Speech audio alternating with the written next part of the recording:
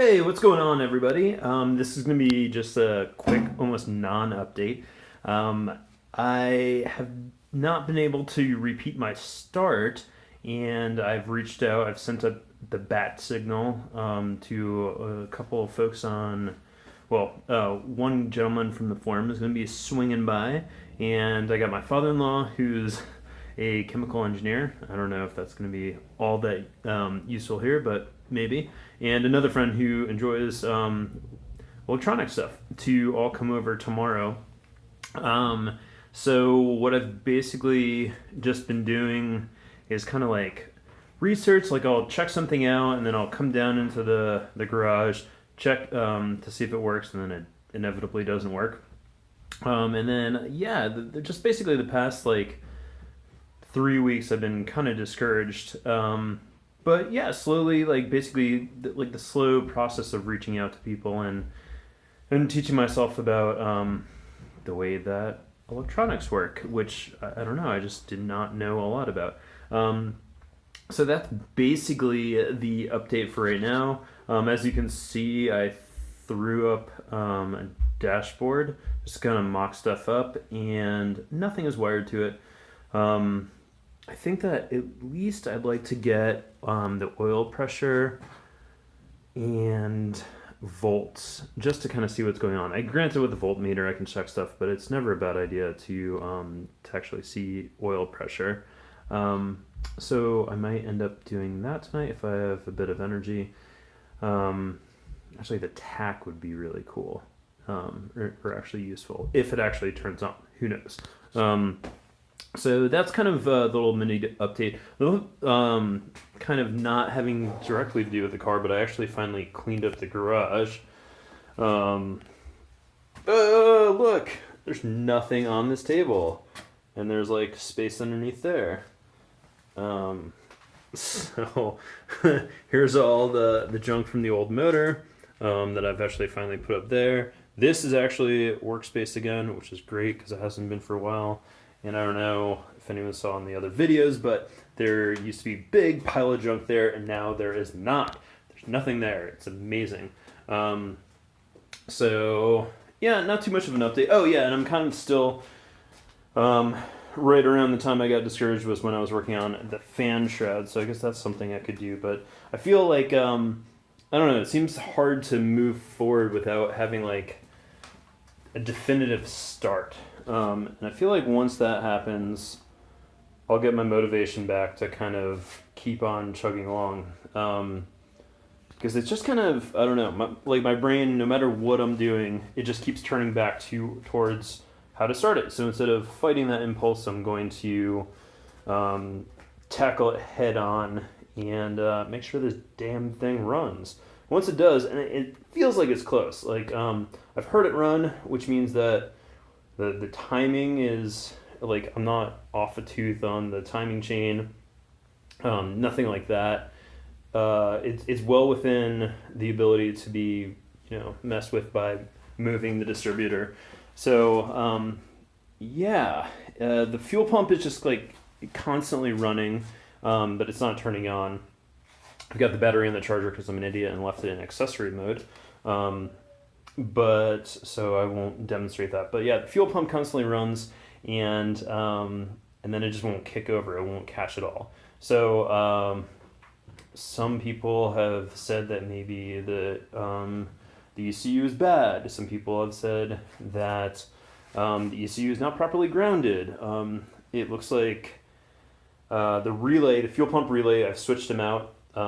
So like all these Ford ones, I won't go under, but you can actually see that these relays, when you check them out, are all the same. So you just like switch one out, unless I've got like 7 bad relays, which is highly unlikely. It's not the relay. The relay does the same thing no matter what. So the computer is, something is not telling the fuel pump to turn off, and I don't exactly know what that is. It seems like some other people I've had conflicting information about on the new Ron Francis, which is the wiring harness, that comes with the complete kit for Factory 5, that potentially there's something different with that, but I read through that and it seemed like you clip a wire, but that shouldn't explain why the fuel pump isn't turning off. So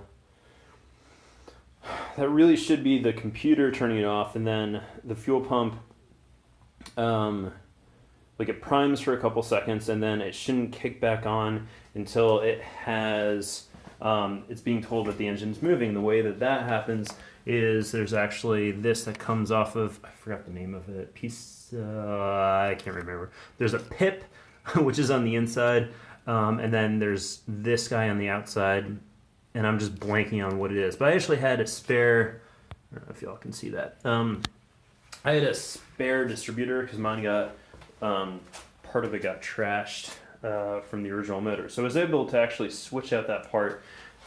This is the other one. I have a Motorcraft one over there, and that didn't do anything. So, yeah, the infuriating part is that it did run. Well, that's partly infuriating, partly just kind of awesome, because it means that, yes, like, it is capable of running, and as soon as I figure out what is keeping it from running, it will run. Okay, that didn't make a lot of sense. Sorry about that. Kind of rambly. It's not the inertia switch, by the way. I've tripped it and then repressed it, so that's not doing it. I have a feeling, my big thought process is that like something is just not grounded. I'm missing a ground. There's a couple grounds that haven't been set up, and maybe that's like super necessary. And because there's a lot of stuff like, you know, there's a random ground that comes from, you can't see it here, but yeah, coming off of this, like there's a ground for the license plate. Obviously that's not connected, but that shouldn't have anything to do with it. On the flip side of that, there's also, I think there's a ground here for the dash harness that seems to be connected up with, what is this guy? What are you? Hello. The dash lights. So that seems like it's the ground for the dash lights. That shouldn't be preventing this from starting. Let me see, that's the horn. That's the ground for that. So it just doesn't seem, I don't know. I mean, maybe I am missing something. And that's why I'm getting fresh eyes on it. So now that I've rambled about that for a while, I'll just take a moment and look how cool the dashboard looks.